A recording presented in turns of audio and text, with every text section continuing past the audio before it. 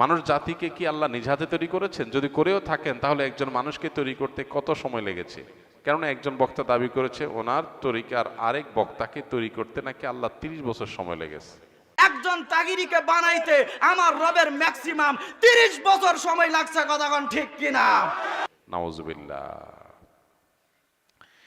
ইন্নামা আরাদা শাইআন আন ইয়াকুলা লাহু কুন ফায়াকুন। আল্লাহ রাব্বুল আলামিন বলেছেন, আল্লাহ যখন কোনো জিনিস সৃষ্টি করতে চান তখন আল্লাহ বলেন হও, হয়ে যায়।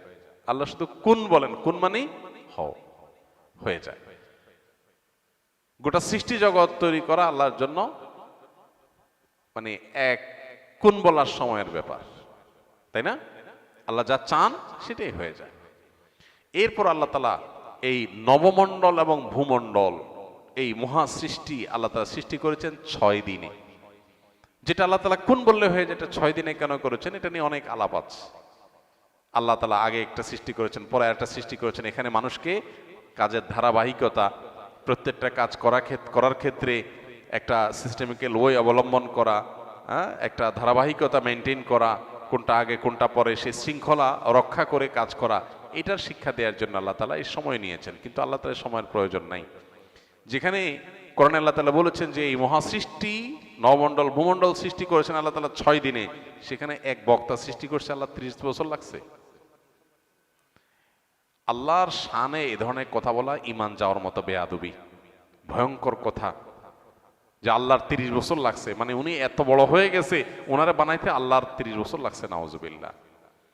আপনি কোনো আলেমের মর্যাদা বর্ণনা করবেন, তার যোগ্যতা থাকলে সেটা বলবেন, 100 বার বলেন, কিন্তু বলতে গিয়ে যদি আল্লাহর শানে বেয়াদবি করে ফেলেন, আল্লাহর জন্য তারে বানানো কঠিন হয়ে গেছে, সে এত বড়, তাহলে মানে আল্লাহর জন্য কঠিন করে ফেলছে বিষয়। মানে কোনো কোনো ক্ষেত্রে এই ক্ষেত্রে তিনি আল্লাহ মানে আল্লাহর সাথে তাকে আপনি আল্লাহর শক্তির সাথে তার সৃষ্টিকে আপনি কম্পেয়ার করলেন, মানে তার মাহাত্ম্য তুলতে গিয়ে আল্লাহর সাথে বেয়াদবি করলেন। কুফরি,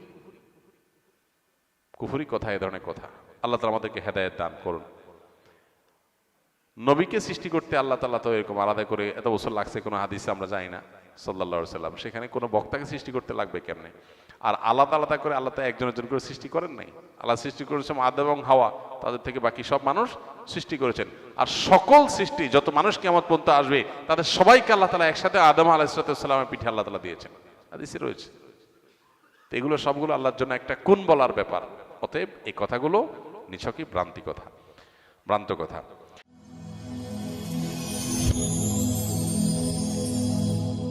Rose TV 24. Enjoy by listening to the Holy Quran.